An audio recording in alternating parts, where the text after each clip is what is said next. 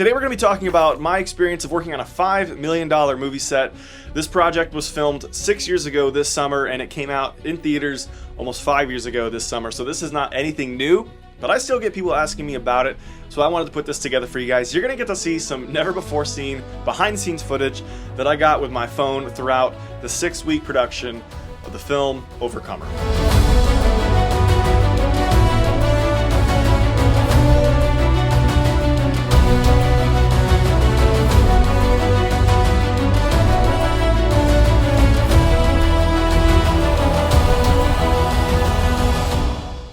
Working on Overcomer for 6 weeks in the summer of 2018 was an incredible experience, but I just first want to pause and just give a huge thanks to my buddy Adam Drake for bringing me on this project.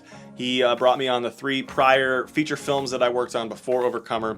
He and I met in 2014 through our mutual friend Tori Martin, an incredible man who saw potential in me to bring me into the film industry and helped introduce me to Adam. Lately, he's been actually the first assistant director on the series The Chosen that we all know and love, and it's just an incredible show. So thank you, Adam, for seeing potential there and bringing me on this project. If you've come to this video, I'm going to assume you probably know who the Kendrick Brothers are, their past films, Fireproof, War Room, Courageous. So I'm not going to dive into who they are. I'm going to just kind of assume you guys probably know a bit of the backstory, and we'll go ahead and just kind of jump into the Overcomer project. It was pretty amazing to work alongside Alex and Steven Kendrick, Priscilla Shirer, Wright-thompson, Sherry Rigby, Jack Sterner, Cameron Arnett. The cast was incredible and so much fun to work with and spend time with and just get to know. I can honestly say everyone on Overcomer, the cast, and really even the crew were all just incredible to work with. It made the summer such a fun time to work with genuine people, genuine creatives, people who love the Lord, and people who want to make a great production that's going to honor God, but also be highly professional and high quality. But all that being out of the way, I know you guys really just want to see the behind the scenes footage, so let's go ahead and get into it. All right, this first clip is from the opening basketball scene that opens the whole movie. This is all real, a little bit of VFX. I think there was some film trucks parked outside. They added that. I think they maybe added the Brookshire sign to the side of the building as far as post-production. The drone operator was actually standing right to the side of the window or crouched down. I think VFX removed him, cleaned up the window a little bit so you couldn't even tell anyone was standing there. The drone comes over the audience, and you can see here side by side with my shot. It's a different take, but it's the same movement, same motion. The drone comes down right through all the action, right over towards Alex Kendrick. Okay, listen. They're going to try to hold the ball and run out the clock.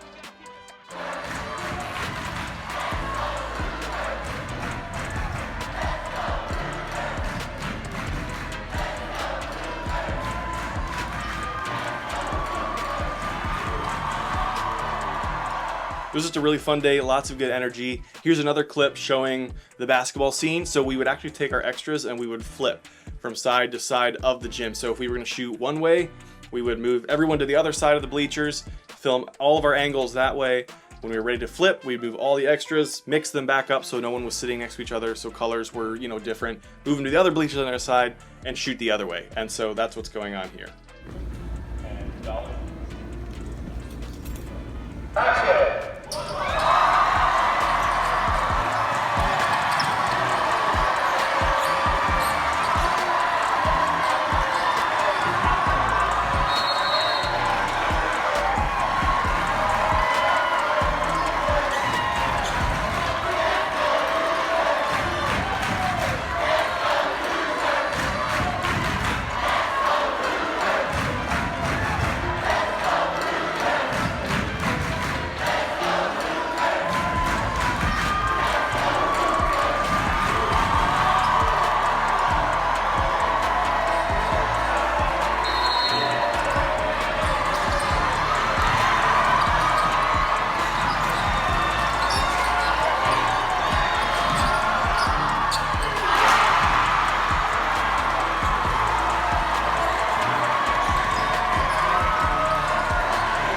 So much fun, just so much energy. I love it when there's lots of extras. It's a lot of coordinating, a lot of working to get everyone where they need to go, but it's so much fun. So something that was new for the Kendrick Brothers productions and all the stuff they've worked on in the past was to actually build sets. So they found a massive, I don't remember, like 70,000 square foot or more warehouse in Columbus, Georgia that was basically entirely empty. So they took, as far as I know, pretty similar setups for the interior of the homes. Like John and Amy Harrison, you can see the exterior of the house. You know, we see the boys outside playing basketball. John goes inside. When he goes inside, that interior is actually now a film set that has been constructed on the stage. And the interior is almost identical to that house. They had running water. They had a faucet that actually would turn on. The fridge worked. Everything functioned like a real home within this little stage. But what made it different is that they could remove part of the walls if they needed to bring a camera and a camera dolly in. They had the flexibility to do exactly whatever they wanted to do to get the shot. They could remove the ceiling panels and shoot down, which is a lot harder to do in a real house. We filmed at the actual exterior, and in the last 2.5-ish, 3 weeks of the shoot schedule, we actually worked on this stage shooting all of our interiors. So here we are outside. You can see right there, we actually had backdrops that looked like they were outside, and we would set those outside the windows, maybe add some actual real bushes, and that was pretty convincing. We did that for all outside of all the windows that we were going to be seeing out of. So here you can see in the house, here's the kitchen. Everything worked as far as I know, pretty much like a normal house. Here's the living room where we filmed. There's Shannon, Shannon Kendrick. They actually had props from the actual guys, from Alex Kendrick's home, his life, pictures that they would add into the film set.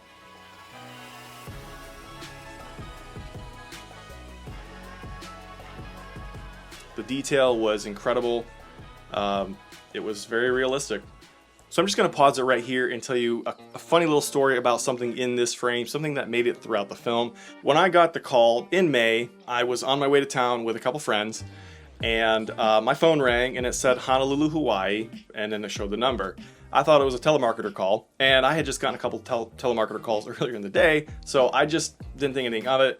And I think I actually looked at it, and I was like, oh man, another telemarketer call. My buddy Clayton Carroll was sitting next to me, and he's always a lot of fun to be around.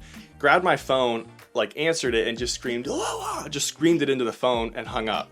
We continued on down the road, and maybe 30 seconds later, the phone is ringing again, and it still says Honolulu, Hawaii, same number. And I'm like, man, maybe I should answer this. So I answered it, and I'm like, hello, this is Lucas Wilson, and it's Justin Tully, the, I think, line producer for Overcomer. And we had a, very good professional phone call, and we, talked about logistics, and, it was confirmed that they would take me on as being key set production assistant on the set for the summer. At the end of the phone call, he's like, by the way, were you aware that you answered the phone and screamed Aloha and hung up? And I was like, yeah, that was my buddy. We thought it was a telemarketer. So that's what happened. Really sorry. And he was like, oh, well, that's pretty funny. So that was kind of a nerve-wracking moment. So just, be careful if you get a telemarketer call. It could be a phone call that'll be bringing you an incredible experience, and it may not actually be a telemarketer. That all being said, when I got on set, there was another Lucas. I think Adam Drake, my friend who brought me on the project, knew about the story because we were kind of all talking about it, and started calling me Aloha. And pretty soon, everyone on set was calling me Aloha. Some people didn't actually know what my real name was. They just knew me by Aloha. So my good friends in the art and props department actually started putting Aloha throughout the film on things. And here you can see the Aloha magnets saying Aloha. And it made it into the movie. There's a scene where John and Amy Harrison, or Alex Kendrick and Sherry Rigby, are having this discussion in the kitchen, and you can see Aloha in the background. And there's another scene where Priscilla Shirer is having a scene in a school classroom, and I think there's a chalkboard in the background. Can't really see it, but it's up there, Aloha. There's a scene where Alex Kendrick is having a scene in the locker room for the basketball team, and they have plays drawn out with chalk on the chalkboard behind him, or one of the players, or somebody, and you can see Aloha is sketched onto the chalkboard in the background. So pretty fun to have those little Easter egg moments from a nickname that I got on set that had no idea what was going to happen. So that was just a really fun experience. Wanted to share that little story with you guys. Back to the behind the scenes. You can see how you could literally just walk right out of the interior of the home and out onto the stage, the rest of the warehouse. So over across right there, I'm going to pause it, was Aaron Wright-Thompson, who played Hannah. The interior of her house was right there. And then you can see over to the left right there is the hospital room interior for Cameron Arnett's character, Thomas Hill, who is in the hospital and blind. And so you can see we had basically our little community of homes right here.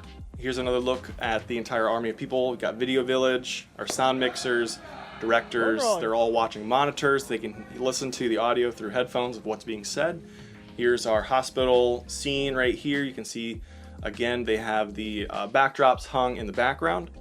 And got some real trees just to kind of make it feel real. So when you see anything through the window from an interior scene, it's all fake, it's not real. And kind of continuing over, you can see more of the stages. Here is the exterior, or looking at the exterior of the interior of Aaron Wright-Thompson's character's home, Hannah. And you can see there's someone working, painting a door. There was great attention to detail, always someone working on something to get ready for the scenes that were being shot the next day or even later in the day. Of course, when you're shooting exteriors on a film, you're going to have rain delays, which we had a number of times. You can see here we had some really intense downpours. You know, it's southwest Georgia on a July summer day, hot, humid, rain's going to come, and so we just kind of had to be ready for it. All right, so you just saw the exterior a second ago of Aaron Wright-Thompson's house, who played Hannah. Here we are again, walking in, I think, like the back door. Okay. And you can hear me say we're going again, which meant that the scene was just resetting quickly and we're going to do another take. And here I am kind of stepping in the back. There's Aaron over to the left with Mitch, our second assistant director. Aaron was a lot of fun to work with. We had so much fun on set. And so we're getting ready to have the scene. Looks like her grandma was sitting in the chair. I can't remember which scene this was, but here's another look coming in from a different perspective of Hannah's home. See Aaron sitting in the chair. We have an LED panel there that's kind of imitating TV light on the face. You see they're kind of fine-tuning some of the pots and pans. Art department is always busy trying to make sure everything looks good, looks realistic, and making sure that everything looks good on camera. Yeah, I'll be right out here. Thank you, gentlemen.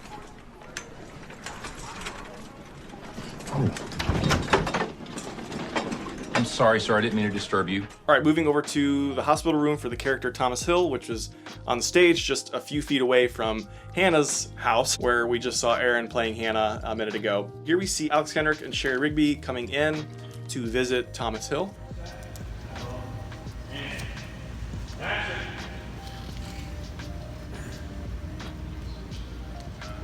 So here's Video Village. I'm standing with Bob Scott, the director of photography. He's monitoring everything. He can communicate with his camera operators what they need to do different. Then I step over behind the curtain where we had the Video Village flagged off, and you can see the nurses, our extras going by down the hallway, just kind of giving it as much of a realistic sense with extras and nurses going back and forth through the door. I'm going to give you one more little look at Hannah's house, the interior that we just saw, just without anybody in there. We have the bushes with the fake fence on the outside to emulate real life. Coming in the side door, right into the kitchen, the art and prop department did a fantastic job. The grandma's a hardworking grandma. She's trying to provide for herself and her granddaughter. And so art and props did a fantastic job with this house.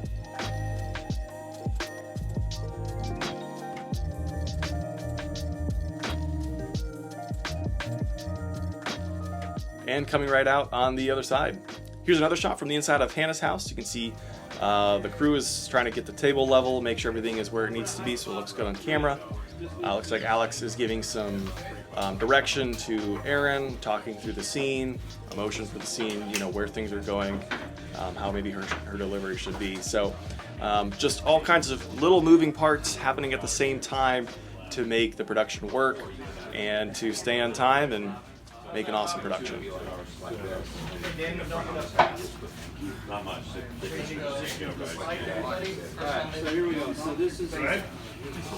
Some of these exteriors that we were filming in southern Georgia in the middle of summer were absolutely insanely hot. And this was a film about running. So obviously, you know, we have all these runners and we had people passing out. We were trying to keep everyone hydrated, but it was very, very crazy to just keep everyone healthy and trying to keep everyone cool. in the summer heat when we're out shooting all day. The last few behind the scenes clips I want to show you are from the cemetery scene that we filmed. This was like, I think the last or close to the last full day of shooting on this film set, so almost the very end of July. This scene was a cemetery scene for Cameron Arnett, Thomas Hill, the character in the hospital, unfortunately passed away. Spoiler alert if you haven't seen it yet. And so we're filming this cemetery scene. It was so hot. It was late in the day, but it was very, very warm. You can see everyone's just a little bit tired and warm. And so we had everyone set up over there by the cemetery. We had a really nice dolly crane shot that we were getting as the opener for this scene, which was really absolutely beautiful. Bob Scott does a fantastic job with his cinematography. You see all the trucks lined up on the back side of the cemetery, and the crew, you know, extras and cast, hair and makeup departments all in the back, setting up for this funeral scene. We were about to start rolling at one take, and I happened to be close to the set. I was obviously out of the camera's shot, and I was trying to keep the extras hydrated, making sure they had water, and one of the older gentlemen towards the front of the extras, standing up closer to where the casket was, I noticed he was starting to sway. He was starting to get a little dizzy, and I ran up and caught him just as he basically passed out and just went right down to the ground. I caught him and I helped him down, and I was trying to unbutton his top button of his dress shirt because everyone's wearing suits and nice dress clothes for this funeral scene. So warm, he passed out. I think there was always a medic on set, so the medic came running up, and then I let them take it from there. But it was crazy. It was warm, and you know, it wasn't anything to mess around with. Here we can see Bob Scott with his crew, his camera department, getting ready for this opening dolly shot. Very fun to watch Bob do his thing and his crew. Sorry, Tyler. I can do better, Bob. How about that? Adam, how was it? There's Adam Okay. communicating with Bob That was good. as to when he's ready. Yes, Tyler. See Alex Kendrick and his son standing over there with all the other extras for this funeral. Why don't you start there, Ty? But can you do it right, nice and easy on the end? Yeah, stand by real quick. Sorry. Make sure you're comfortable, guys. Bend your knees a little bit. Don't get too stiff while you're off here. We're gonna go again. Yeah, nobody locking their knees here.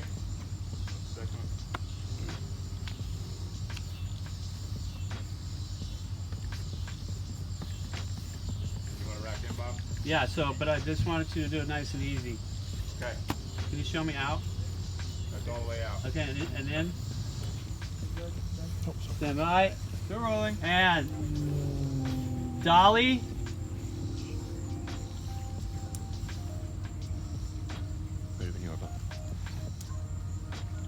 Action. Action. Rack.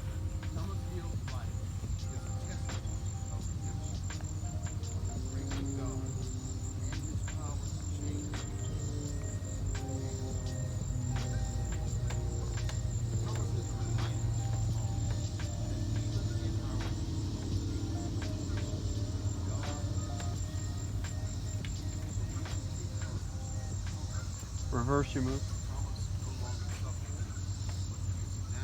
It was an intense few hours trying to get that funeral scene shot because it was so hot out, but we got it and it looked really nice. So on a film set, when a lead actor is done, they've filmed the last part of their scene for the entire film set, they call that a picture wrap on that character. So here's a clip I managed to get of Adam Drake just announcing the picture wrap on Alex Kendrick for Overcomer. That is a picture wrap on our fearless leader, Mr. Alex Kendrick.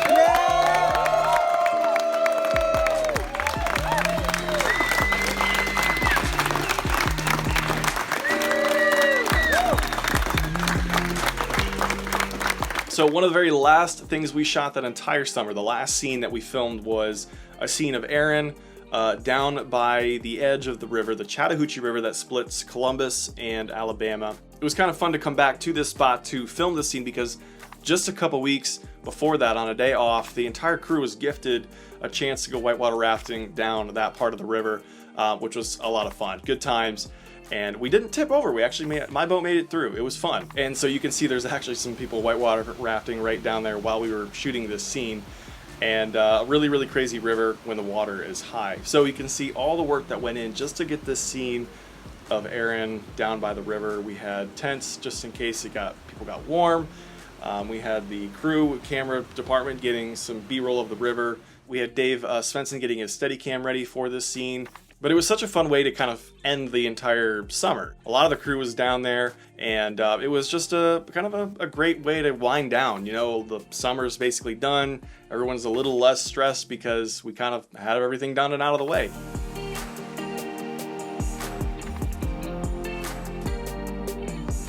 Working with the Kendrick Brothers and the entire cast and crew for 6 weeks in the summer of 2018 was an absolute joy, an incredible honor, and a dream come true for me to work with them and to be able to help play a very small part in the project. So thanks again to Adam Drake for bringing me on. And if you guys have any questions, comments about my time there, any questions about what it was like to work on a film set, work with the actors and actresses, please leave a comment. Promise you I will definitely respond to all the comments. And I wanted to make this video for a long time. Sorry if it's a little on the long side, but I wanted to put it out there and just kind of show you guys what it was like to work on Overcomer, what it's like to work on a film set, all that goes into it. So many moving parts, but it's so much fun. And so I hope you guys enjoyed it. Please subscribe, like this if you want to see more, and I will see you in the next video.